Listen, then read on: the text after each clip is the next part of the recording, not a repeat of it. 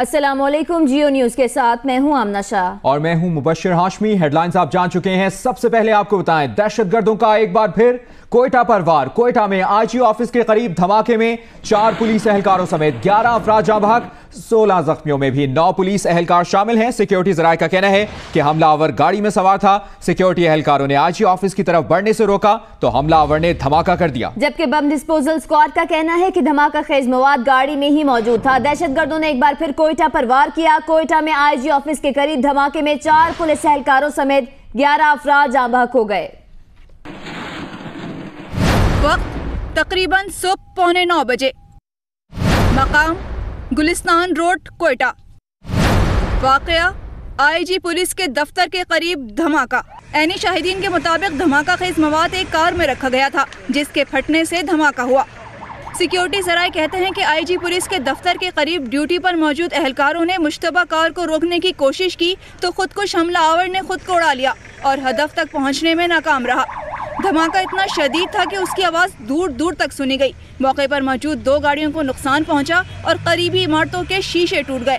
धमाके में शहीद होने वालों में कई पुलिस एहलकार भी शामिल हैं, जबकि 10 साला बच्ची और 9 पुलिस एहलकारों समेत कई अफराद जख्मी हुए। डीआईजी कोयटा अब्दुल रज़ाक चीमा का कहना है कि गाड़ी में धमाके के वक्त दहशतगर्द सवार था या उतर गया था, फिलहाल यकीन से कहना मुश्किल है। एक गाड़ी यहाँ आई जिसको रोका गया। पुलिस ने अपनी एक जो आईजी ऑफिस के सामने हमारी जो सिक्योरिटी लगी है, वहाँ से ये टर्न होके तो मिशन रोड की तरफ आई। वहाँ एक पोस्ट थी, उन्होंने उसको इशारा किया तो उस पे वहीं इसका वो धमाका हो गया। जो हमारा सस्पिशन है, एक गाड़ी एक इधर तबाह हुई है और एक उधर तबाह हुई है। दोनों में से हम तयन करने की कोशिश कर रहे हैं कि वो खड़ी करके निकल चुका था, नहीं निकल चुका था, ये भी हम नहीं कह सकते। धमाके में जाँ बहक अफराद की लाशें और जख्मियों को सिविल अस्पताल कोयटा मुंतकिल किया गया। धमाके के बाद बम डिस्पोजल स्क्वाड और दीगर तहकीकाती टीमें और हुकाम मौके पर पहुंच गए और तहकीकात का सिलसिला शुरू कर दिया। धमाके के मकाम से शवाहिद भी जमा किए गए। सेक्रेटरी दाखिला बलूचिस्तान का कहना है कि धमाके में बारूदी मवाद इस्तेमाल किया गया। धमाके में बज़ाहिर आईजी ऑफिस को निशाना बनाया गया। सेक्रेटरी दाखिला बलूचिस्तान ने यह भी कहा है कि खुदकुश हमले से मुतालिक हतमी तौर पर नहीं कहा जा सकता। धमाके में बारूदी मवाद इस्तेमाल किया गया। धमाके में बज़ाहिर आईजी ऑफिस को निशाना बनाया गया है। खुदकुश हमले से मुतालिक हतमी तौर पर नहीं कहा जा सकता। ये एक बात की है सेक्रेटरी दाखिला बलूचिस्तान ने मीडिया से गुफ्तगू करते हुए और कहा है कि धमाके में बारूदी मवाद इस्तेमाल किया गया। धमाके में बज़ाहिर आईजी ऑफिस को निशाना बनाया गया। ये कार में एक्सप्लोसिव मटेरियल था जिससे ये इंसिडेंट हुआ और ये हुआ है पुलिस के आईजी ऑफिस के सामने से हुआ है। हमारा इस वक्त तक जो तहकीकात है वो ये बताती है कि शायद पुलिस आईजी ऑफिस या उनसे निकलने वाले किसी को भी टारगेट किया जा रहा था। खुदकुश का तो ये इनिशियली इस वक्त बहुत इब्तिदाई स्टेजेस में है, तो तहकीकात हो रही है। अभी हम ज़्यादातर मरीजों में मसरूफ़ हैं। जबकि तर्जुमान हुकूमत बलूचिस्तान अनवारुल हक काकड़ का कहना है कि भारत दहशतगर्दी को पाकिस्तान के खिलाफ बतौर हथियार इस्तेमाल कर रहा है। दहशतगर्द हमले के खदशात थे, गाड़ी को रोका गया तो धमाका हो गया। उनका मजीद कहना था कि धमाका तकरीबन 8:45 बजे हुआ। जिस नौयत का धमाका था, नुकसान उतना नहीं हुआ। सिक्योरिटी फोर्सेज ने नुकसान होने से बचा लिया। दहशतगर्द हमले के खदशात से और गाड़ी को रोका गया तो ये धमाका हो गया। कि ये तमाम के तमाम जो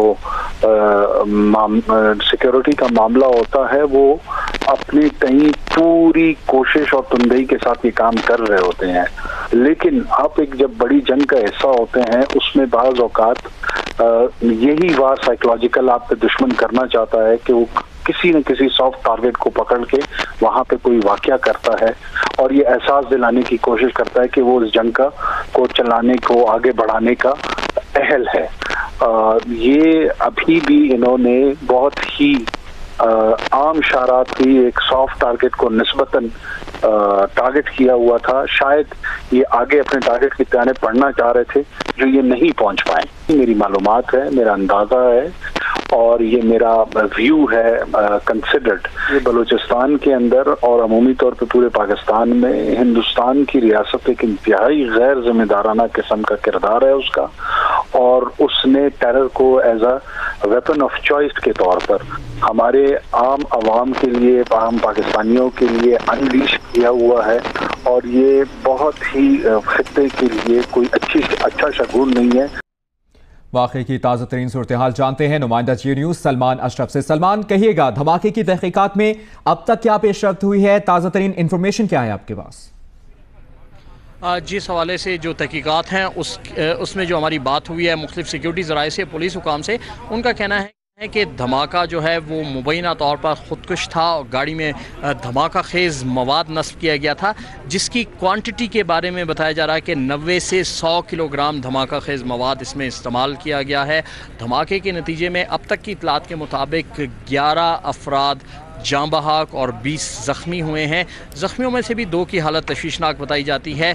अभी तक इलाके को मुकम्मल तौर पर कार्डन किया हुआ है, सिक्योरिटी इदारे शवाहिद इकट्ठे करने में लगे हुए हैं। गो के वाक़े को 3 घंटे से ज़ायद का अरसा गुजर चुका है, लेकिन इसके बावजूद अभी तक तहकीकाती इदारे मुतमईन नहीं हुए और मुख्तलिफ जो पॉइंट्स हैं वहाँ से शवाहिद इकट्ठे किए जा रहे हैं। इस मौके पर मुख्तलिफ ऑफिशल्स की जानिब से इस मकाम का दौरा भी किया गया, मुआयना किया गया, मालूमात हासिल की गई, जबकि सेक्रेटरी दाखिला भी आपसे कुछ देर कबल यहाँ पर आए और उन्होंने भी मीडिया से बातचीत करते हुए कहा कि बज़ाहिर जो नज़र आ रहा है, उन्होंने इस बात की तस्दीक की कि IG ऑफिस को निशाना बनाया जाना था, टारगेट उसका वो था। ताहम जो वहाँ पर मौजूद एहलकार थे उनकी जो कोशिश थी उसके बायस जो मुबैना हमला आवर था वो अपने टारगेट तक नहीं पहुंच सका और कम से कम नुकसान हुआ। उनका ये कहना था कि अभी तहकीकात जारी हैं, कुछ नहीं कहा जा सकता। जब तमाम तर शवाहिद की रोशनी में एक रिपोर्ट होगी कंक्लूसिव, फिर उसको मीडिया के सामने लाया जाएगा। जी ठीक है, शुक्रिया सलमान अशरफ आपका। धमाके में बारूदी मवाद इस्तेमाल किया गया और बज़ाहिर IG ऑफिस को निशाना बनाया गया। धमाका खुदकुश हमले से मुतल्लिक़ अभी हतमी तौर पर कुछ नहीं कहा जा सकता, ऐसा कहना था सेक्रेटरी दाखिला बलोचिस्तान का, जबकि तर्जुमान हुकूमत बलोचिस्तान अनवारुल हक काकड़ ने कहा कि भारत दहशतगर्दी को पाकिस्तान के खिलाफ बतौर हथियार इस्तेमाल कर रहा है। इसी मुतालिक मजीद जानते हैं, सिविल अस्पताल में मौजूद है नुमाइंदा जियो न्यूज़ शहाब उमर। शहाब, आप बताइएगा अस्पताल में कितने जख्मियों को लाया गया है और उनकी हालत कैसी है? जी, अस्पताल में तो पहले हम जांबाक अफराद की बात करते हैं। अफसोसनाक बात है कि जांबाक अफराद में एक और इजाफा हो गया। अब से कुछ देर कबल एक और जो शख्स था अनवर अली, उसकी डेथ हो गई। अब जांबाक अफराद की तादाद पहले 11 थी, अब 12 हो गई है। 12 में से 8 जो जांबाक अफराद है उनकी शनाख्त होगी। इनमें 5 पुलिस एहलकार शामिल हैं। इनमें साजिद अली, लाल खान, गनी खान, फैसल, शबीर और काशिफ जो है पुलिस एहलकार इसमें शामिल हैं, जबकि एक सज्जाद हुसैन नामी शख्स है वो भी इसमें जांबाक हुआ। जबकि इसके अलावा तर्जुमान अस्पताल ने हमें बताया कि कुल 11 जख्मी जो अफराद है वो अस्पताल लाए गए थे। उनमें से जो 10 अफराद है उनको तिब्बी इमदाद की फराहमी के बाद फारिग कर दिया गया है। इस वक्त जो है 10 अफराद जो है अस्पताल में जेर इलाज है। इनमें एक जख्मी शख्स की जो है हालत अभी तशवीशनाक है। जी सही। और कोयटा में IG ऑफिस के करीब धमाके में आपने ताज़ा तरीन इन्फॉर्मेशन ये दी है कि अब जाँ बहक अफराद की तादाद 12 हो गई है। 5 पुलिस एहलकारों समेत 12 अफराद जाँ बहक हो गए हैं। 16 जख्मियों में भी 9 पुलिस एहलकार शामिल हैं। शाहब, ये भी कहिएगा 16 जख्मियों में 9 पुलिस एहलकार शामिल हैं। जख्मियों की हालत के हवाले से क्या बताया जा रहा है? कितने जख्मी ऐसे हैं जिनकी हालत तशवीशनाक है? हाँ जी, बिल्कुल। इस अस्पताल में तर्जुमान अस्पताल जो है सिविल अस्पताल वसीम बेग ने बताया कि कुल 21 जख्मी लाए गए थे जो धमाका वो उसके बाद ही लाए गए थे। तमाम उनमें से 10 जख्मियों को तिब्बी इमदाद फराहम की गई है। इसके अलावा इस वक्त जो है 10 जख्मी अफराद जो है वो सिविल अस्पताल के ट्रामा सेंटर में जेर इलाज है। जो कुछ जो नॉर्मल जख्मी उनको मुख्तलिफ वार्ड में शिफ्ट कर दिया गया। इनमें से एक ऐसा जख्मी है उनकी हालत अभी तशवीशनाक है। जी सही। शहाब उमर, एक बार फिर कंफर्म कीजिएगा जख्मियों की तादाद के हवाले से, कितने जख्मी हैं और कितनों की हालत तशवीशनाक है? इस वक्त सिविल अस्पताल में 10 जख्मी अफराद जेर इलाज हैं। इनमें कुछ ट्रामा सेंटर में हैं, जबकि कुछ सर्जिकल वार्ड और दीगर वार्ड में है। इन जख्मियों में एक 10 साल बच्ची भी शामिल है, जबकि एक खातून भी शामिल है। जख्मियों में एक जख्मी की हालत इस वक्त तशवीशनाक है। ठीक है शहाब उमर, आपने अपडेट किया, बहुत शुक्रिया आपका। कोयटा में IG ऑफिस के करीब धमाके में 5 पुलिस एहलकारों समेत 12 अफराद जाँ बहक हो गए हैं और 10 जख्मियों में 9 पुलिस एहलकार भी शामिल हैं। वज़ीर आज़म नवाज शरीफ ने भी कोयटा धमाके की शदीद मजम्मत की है और इस मौके पर उन्होंने कहा कि रमजान में मासूम इंसानों को निशाना बनाना बुज़दिली की बदतरीन मिसाल है। दहशतगर्दी और इंतहा पसंदी को जड़ से उखाड़ फेंकने के लिए पूरी कौम पुरज़्म है। वज़ीर आज़म की वफाकी और सूबाई हुकाम को जख्मियों के इलाज के लिए बेहतरीन सहूलतें फराहम करने की हिदायत भी की गई है। वज़ीर आजम नवाज शरीफ ने कोयटा धमाके की शदीद मजम्मत करते हुए कहा है कि रमजानुल मुबारक में मासूम इंसानों को निशाना बनाना बुज़दिली की बदतरीन मिसाल है।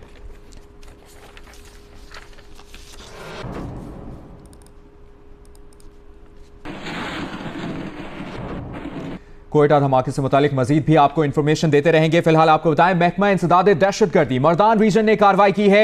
2 मुबैना दहशतगर्दों को गिरफ्तार कर लिया गया है। मुलजमान से 7.5 किलोग्राम बारूदी मवाद बरामद किया गया है, ऐसा बताना है CTT हुकाम का। CTT हुकाम के मुताबिक बारूदी मवाद घी के 2 डब्बों में रखा गया। महकमा इंसदाद दहशतगर्दी मर्दान रीजन ने कार्रवाई की। 2 मुबैना दहशतगर्द गिरफ्तार कर लिए गए, जबकि मुलजमान से 7.5 किलोग्राम बारूदी मवाद बरामद कर लिया गया।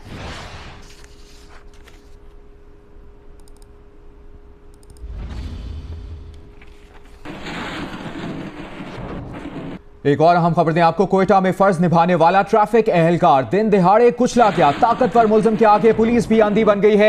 गाड़ी MPA बलोचिस्तान मजीद अचकजई की थी और पर्चा नामालूम अफराद के खिलाफ काट दिया गया है। MPA की खामोशी ने कई सवालात खड़े कर दिए गए हैं। पर्चा नामालूम अफराद के खिलाफ काटा गया, जबकि गाड़ी MPA बलोचिस्तान मजीद अचकजई की थी।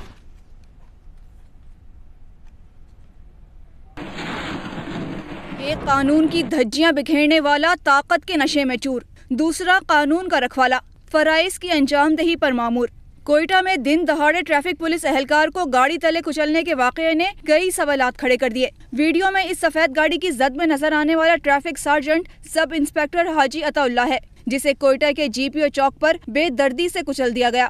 इसे जिस गाड़ी ने कुचला वो गाड़ी पश्तूनख्वा मिल्ली अवामी पार्टी के रुकने बलूचिस्तान असेंबली डॉक्टर अब्दुल मजीद खान अचकजई की है। पुलिस ने पहले ड्राइवर को गिरफ्तार करके गाड़ी कब्जे में लेने का दावा किया, फिर मुकदमा नामालूम अफराद के खिलाफ दर्ज कर लिया। मगर यहाँ सवाल ये पैदा होता है कि जब ड्राइवर पकड़ा गया तो मालूम शख्स नामालूम कैसे हो गया। वाकये के असल जिम्मेदारों के गिर्द घेरा तंग करने के बजाय उन्हें ढील क्यों दी गई? गाड़ी चला कौन रहा था? पुलिस ने ड्राइवर की शनाख्त जानने की कोशिश नहीं की या शनाख्त जानबूझकर छुपाई गई? इस कत्ल को नामालूम अफराद के सर डाला जा रहा है या पुलिस पर इस मुतालिक कोई दबाव है? अगर गाड़ी के असर मालिक पश्तूनख्वा मिल्ली अवामी पार्टी के रुकने बलूचिस्तान असेंबली डॉक्टर अब्दुल मजीद खान अचकजई हैं, तो वो कहाँ हैं? उनसे पूछगछ क्यों नहीं की गई? उनका बयान सामने क्यों नहीं आया? उनकी खामोशी ने इस मामले पर कई सवालिया निशान लगा दिए हैं। मंडी बहाउद्दीन में एक ही खानदान के 3 अफराद का कत्ल, नामालूम अफराद तेज धाराले से कत्ल करके फरार हो गए। आपको अपडेट करें, मंडी बहाउद्दीन के इलाके मराला में नामालूम मुसल्लह अफराद ने एक शख्स को उसकी बीवी और बेटी समेत टोके के वार से कत्ल कर दिया। मकतूल खानदान का ताल्लुक सरगोदा से था। पुलिस का कहना है कि वाकया मुमकिना तौर पर जाती दुश्मनी की बिना पर हुआ।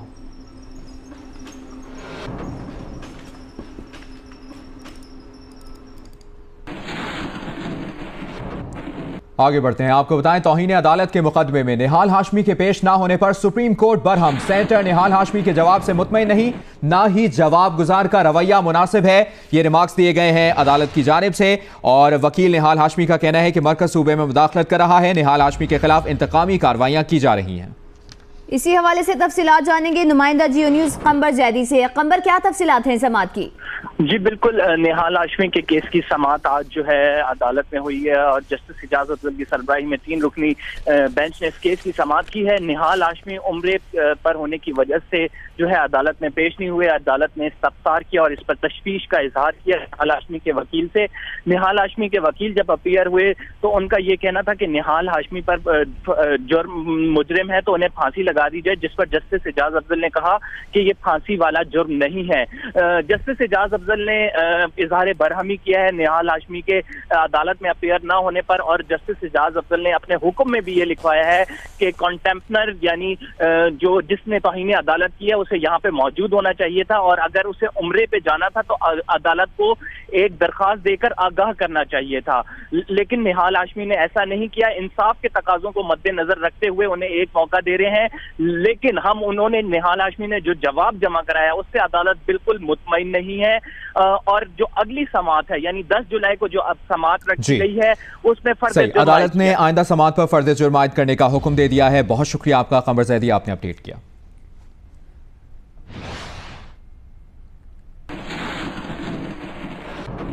कराची के फिरोजाबाद थाने में 2 बच्चों की गिरफ्तारी का मामला। मोटरसाइकिल घर के नीचे 2 दिन से खड़ी थी। बच्चे ने पुलिस को बयान दिया है, मैं समझा कि मोटरसाइकिल बाबा के दोस्त की है। ये बच्चे ने बयान दिया है और कहा है कि मोटरसाइकिल के मडगार्ड टूटे हुए थे, उसने दोनों मडगार्ड और लाइट निकाल दी। ये बयान बच्चे का, जिसमें उसने कहा है कि उन्होंने मोटरसाइकिल चलाकर घर के नीचे दोबारा खड़ी कर दी। कराची के फिरोजाबाद थाने में 2 बच्चों की गिरफ्तारी का मामला, जिसमें बच्चे ने पुलिस को बयान दिया है कि मोटरसाइकिल घर के नीचे 2 दिन से खड़ी थी। फिरोजाबाद पुलिस ने मोटरसाइकिल पर सवार अजलाल और 12 साला मोहसिन को रोका और मोटरसाइकिल के बारे में ला इल्म होने पर थाने मुंतकिल कर दिया। बच्चों के अजीज ने कहा कि मोटरसाइकिल के बारे में मुकदमा जबरदस्ती दर्ज कराया गया। अहले खाना का कहना है कि बच्चे बेगुनाह हैं, मुकदमा दर्ज करना नाइंसाफी है। मेरी मदयत में बच्चों के ऊपर नाजायज़ FIR काट दी और बच्चे अभी वहाँ पे मौजूद हैं इलाक़े में। हमारी नाजायज़ हो रहा है हमारे साथ और आला काम से हमारी अपील है कि बच्चों के साथ जो है तावन किया जाए। दूसरी जानिब बच्चों का कहना है कि मोटरसाइकिल घर के नीचे 2 दिन से खड़ी थी। वो समझा कि मोटरसाइकिल बाबा के दोस्त की है। उन्होंने मोटरसाइकिल चलाकर घर के नीचे दोबारा खड़ी कर दी। चोरी नहीं की, वो गली में खड़ी हुई थी। तो मेरा ये अजलाल ने स्टार्ट कर ली, चलाने लगे। फिर 5-10 मिनट बाद जब वापसी गली में खड़ी करने लगे तो एक अंकल आ गए, उन्होंने नंबर पूछा, उसको पता नहीं था। फिर अंकल यहाँ पे ले कह रहे हैं तो चोरी की बाइक है। हमने कहा अंकल कहाँ से चोरी की बाइक है? अब हमें पता भी नहीं अंकल चोरी है। उन्होंने चेक करा, मोबाइल से कर रहे चोरी की है, बेटा ये चोरी की है। मुल्क भर में आज जुम्मतुल विदा के मौके पर नमाज जुमा के खुसूसी इज्तिमात के एहतमाम किए जा रहे हैं। 27वीं शब पर भी मुल्क भर की मसाजिद में खुसूसी इबादत का एहतमाम किया गया। माह रमज़ान आहिस्ता आहिस्ता अपने अख्ताम की जानिब बढ़ रहा है। हज़ारों रहमतों और बरकतों वाला महीना अब रुखसत के करीब है। आज मुल्क भर की मसाजिद में रमज़ानुल मुबारक के आखिरी जुम्मे यानी जुम्मतुल विदा के इज्तिमात का एहतमाम किया जा रहा है। मुसलमान आज अश्क नदामत बहाकर अपने रब से गुनाहों की माफ़ी तलब करेंगे। रमज़ानुल मुबारक की 27वीं शब में भी मुल्क भर की मसाजिद में खुसूसी इज्तिमात हुए। कराची की मेमन मस्जिद समेत तमाम छोटी बड़ी मसाजिद में इबादत का खुसूसी एहतमाम किया गया। सक्खर की मसाजिद भी बंदगाने खुदा से भरी नजर आईं। लाहौर में जुम्मतुल विदा के मौके पर मसाजिद, इमाम बारगाहों और हसास मकामात की गिरद सिक्योरिटी बढ़ा दी गई। 8000 से ज़ायद पुलिस एहलकार मसाजिद के बाहर सिक्योरिटी फराइज अंजाम दे रहे हैं। मज़ीद तफसीलात बता रहे हैं लाहौर से नुमाइंदा जियो न्यूज़ अहमद फराज।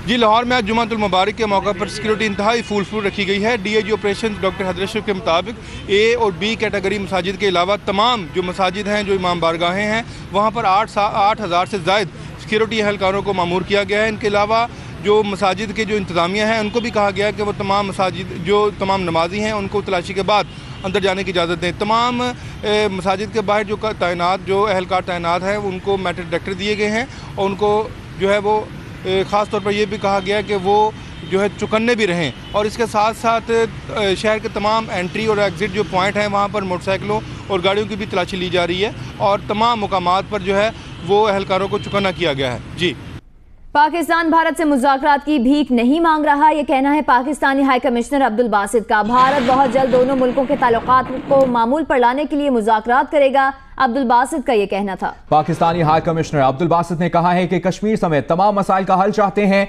भारत बहुत जल्द दोनों मुल्कों के ताल्लुकात को मामूल पर लाने के लिए मुज़ाकरात करेगा।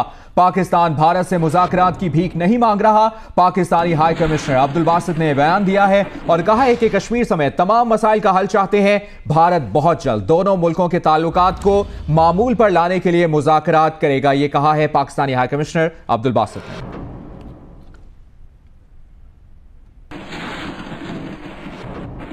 अब शामिल करते हैं कुछ वेदर अपडेट्स। मुल्क भर में मौसम गर्म और खुश्क है। पंजाब के कुछ इलाकों में बारिशों के बाद मौसम साफ हो गया है, जबकि राजनपुर में कोहे सुलेमान के पहाड़ी नदी नालों में तोखयानी से देही इलाकों के कच्चे मकानात और फसलों को नुकसान पहुंचा है। पंजाब के मुख्तलिफ इलाकों में गुज़िश्ता रोज की बारिश के बाद गर्मी का जोर कम हुआ है। राजनपुर कोहे सुलेमान के पहाड़ों पर 2 रोज की बारिशों के बाद बरसाती नदी नालों में तोखयानी है। बरसाती पानी से करीबी देही इलाकों हाजीपुर, मीरापुर और लुंडी सेदान में कच्चे घरों और फसलों को नुकसान पहुंचा है। मुतासरा इलाकों के लोग महफूज मकामात पर मुंतकिल हो गए हैं। गिलगित बल्तिस्तान और कश्मीर में भी बारिशों के बाद मौसम खुशगवार है। बलूचिस्तान के शुमाली इलाकों में गुज़िश्ता रोज की मूसलाधार बारिश के बाद मौसम साफ हो गया है। मालाकंड डिवीजन रीजन के कुछ इलाकों में मौसम जुज़वी अब्र आलूद है। सिंध के इलाकों में भी मौसम जुज़वी अब्र आलूद होने की वजह से गर्मी कुछ कम हुई है। महकमे मौसमियात के मुताबिक आइंदा 24 घंटों के दौरान मुल्क के बेशतर इलाकों में मौसम गर्म रहने की तवक्को है। हजारा, मुल्तान, डीजी खान डिवीजन और कश्मीर में चंद मकामात पर तेज हवाओं और गरज चमक के साथ बारिश का इम्कान है।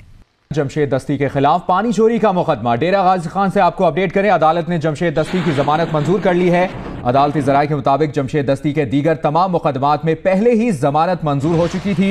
ये बात की है वकील मियां आमिर सुल्तान ने। उनका मजीद कहना था कि जमशेद दस्ती आज सेंट्रल जेल डीजी खान से रिहा हो जाएंगे। जमशेद दस्ती के खिलाफ पानी चोरी का मुकदमा डेरा गाजी खान, अदालत ने जमशेद दस्ती की जमानत मंजूर कर ली। जमशेद दस्ती के दीगर तमाम मुकदमात में पहले ही जमानत मंजूर हो चुकी थी।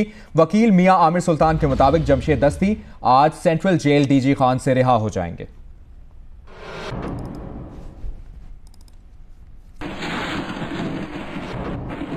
आजाद अदलिया ने उनके बेटे की जमानत मंजूर कर ली है। ये कहा है जमशेद दस्ती के वालिदा ने।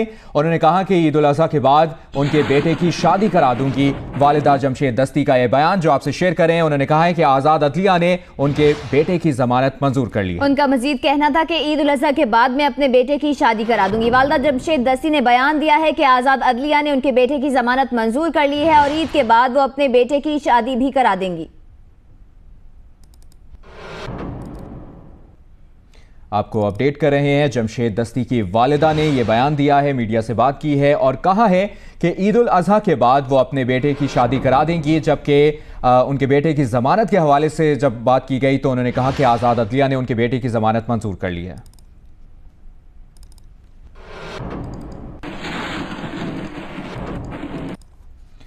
खबरदार होशियार, रंग बरंग लड्डू, जलेबी, रसगुल्ले और गुलाब जामुन खाने के शौकीन अफराद होशियार बाश। तमाम किस्म की मिठाइयों में टेक्सटाइल कलर्स, केमिकल्स के इस्तेमाल का इंकशाफ हुआ है। फूड अथॉरिटी ने जितने भी यूनिट चेक किए सब के सब नाकिस रंग इस्तेमाल करते हुए पाए गए। अब तक 36 यूनिट्स को सील करके 19 लाख के जुर्माने भी किए गए हैं। लाहौर से देखते हैं जीशान बख्श की रिपोर्ट। छोटी ईद से कबल पंजाब फूड अथॉरिटी का बड़ा operation. DG Punjab food authority Noorul Amin Mengal की सरबराही में लाहौर समेत पंजाब के मुख्तलिफ शहरों में मिठाइयाँ तैयार करने वाले यूनिट्स पर छापे मारे गए। लाहौर में इंतहाई नाकिस अज्जा और मुजरे सेहत रंगों के इस्तेमाल पर मिठाइयाँ बनाने वाले 2 यूनिट सील कर दिए गए। दोनों यूनिट से मजमूई तौर पर 18 मन नाकिस मिठाई और 21 मन खाम माल तल्फ कर दिया गया। नूरुल अमीन मेंगल ने बताया कि एक और मारूफ यूनिट की 400 किलो नाकिस मिठाई जबकि 300 केक मौका पर तल्फ करके 10 लाख रुपए जुर्माना भी किया गया है। लाहौर में 9, मुल्तान में 6, फैसलाबाद में 8, रावलपिंडी में 6 और गुजरांवाला में मिठाइयाँ बनाने वाले अब तक 7 यूनिट सील किए जा चुके हैं। नूरुल अमीन मेंगल का कहना था कि तमाम यूनिट्स में सस्ते, मुजरे सेहत और कैंसर का सबब बनने वाले रंग और केमिकल इस्तेमाल किए जा रहे थे। जीशान बख्श, जियो न्यूज़, लाहौर। अब आपको बताएं कि पहली ईद स्पेशल ट्रेन कराची से पेशावर रवाना हो गई है। ट्रेन खानपुर, फैसलाबाद, जहलुम से होती हुई पेशावर कैंट पहुंचेगी। तफसीलात बता रहे हैं नुमाइंदा जियो न्यूज़ जीशान शाह। ईद के मौके पर कराची से पहली ट्रेन का आगाज़ हो गया है। 11 बजे ये ट्रेन सिटी स्टेशन से निकली, जिसके बाद में ये कैंट स्टेशन पे आके रुकी।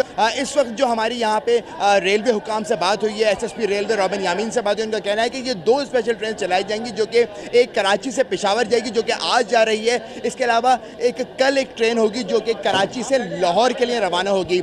यहाँ पर मुसाफिरों ने पहली ट्रेन की रवानगी पर कुछ शिकायत की हैं। उनका कहना है कि जो नॉर्मल ट्रेन का किराया है उससे तकरीबन 400 रुपये ज़ायद चार्ज किए हैं। ताहम जो डब्बे इसके अंदर लगाए गए हैं वो नॉर्मल डब्बे ही हैं। लेकिन इस वक्त जो पहली ट्रेन रवाना हुई है, सिटी स्टेशन पहला इसका स्पॉट था, वहाँ से ये ट्रेन रवाना हुई है। कैंट स्टेशन पर आके इसने स्टे किया है और अब ये यहाँ से पेशावर के लिए जाएगी। लेकिन यहाँ पे जो जितने भी लोग हैं जो ट्रेन के ऊपर जो लोग सवार हुए हैं, पूरी की पूरी ट्रेन जो हैं ये फुली पैक्ड हैं।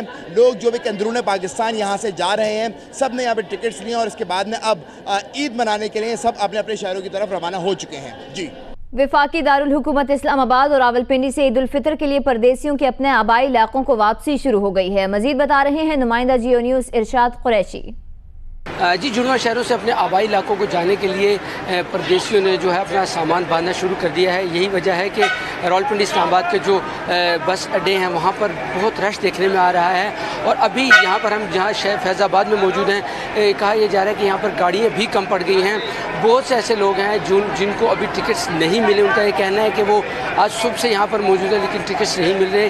ट्रांसपोर्टर्स का ये कहना है कि वो 1 या 2 दिन तक जो है रब्ता करें। दूसरी जानिब चंद जो है बस स्टैंड से ये भी शिकायत है कि एक्स्ट्रा जो है चार्जेस दिए जा रहे हैं और जो है किराया जो मुख्तस है उससे जो है ज़्यादा किराया लिया जा रहा है। जबकि दूसरी जानिब से मोटरवे पुलिस और रावलपिंडी ट्रैफिक पुलिस ने सख्ती से मना किया है कि बसों की छतों पर लोगों को न बिठाए, लेकिन उसके बावजूद बसों की छतों पर भी लोगों को बिठाया जा रहा है।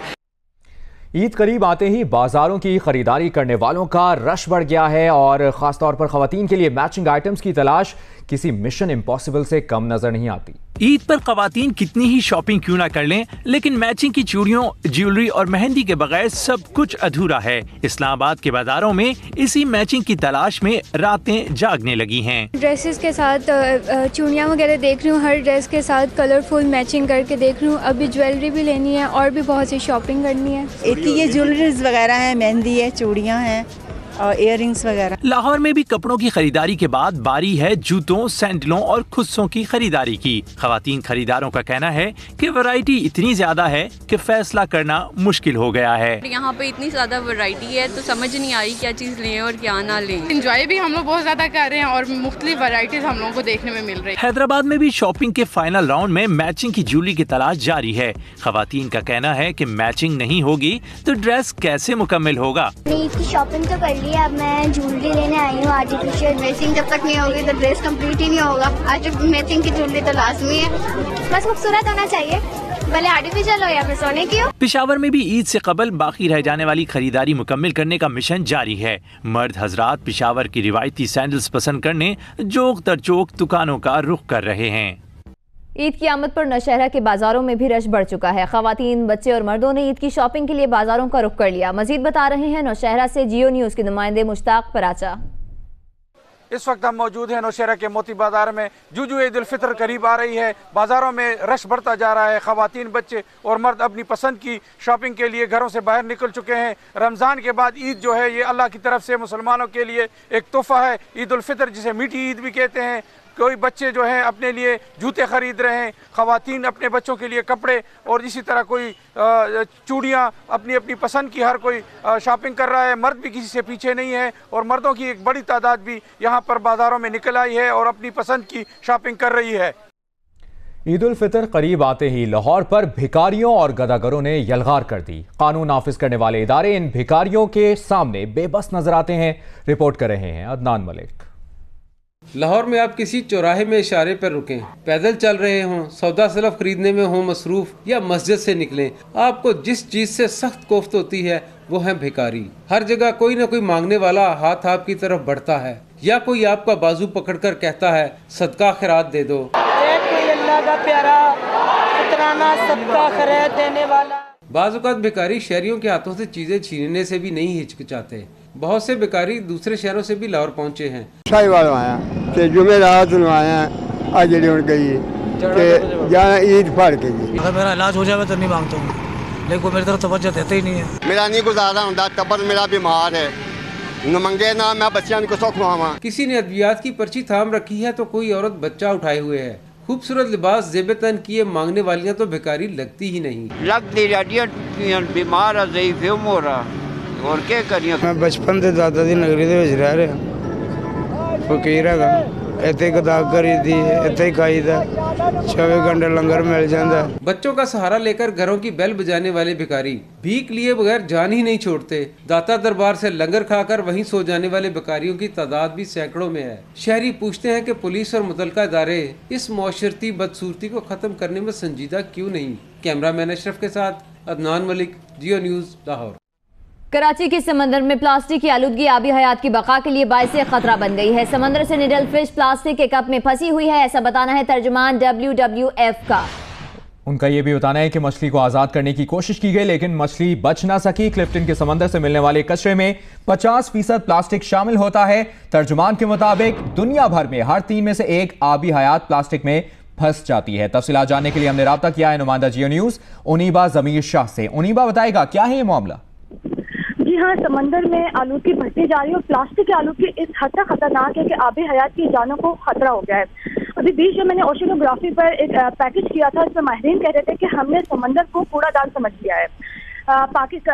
लेकिन खुशकिस्मती है कि पाकिस्तान में कराची तक समंदरी आलूगी महदूद है, लेकिन अब जो है वो कुन मलेर और जो दूर दराज के जो बीचेस हैं वो भी थोड़े बहुत गंदे होते जा रहे हैं। ये सिर्फ पाकिस्तान में नहीं बल्कि पूरी दुनिया भर में 6.4 मिलियन मैट्रिक टन जो कचरा है समंदर में बगैर ट्रीट किए फेंक दिया जाता है। ये जो मछली है लिटिल फिश, ये प्लास्टिक, इसका जो दरमियानी जिसम का हिस्सा है वो प्लास्टिक के कप में फंसा हुआ मिला। इसे निकालने की कोशिश की लेकिन ये बच नहीं सकी है। माहिरीन ये भी कहते हैं कि दुनिया भर में तकरीबन हर 3 में से एक जानवर। उनीबा जमीर शाह, अपने तफसीलाना अपडेट किया, बहुत शुक्रिया आपका।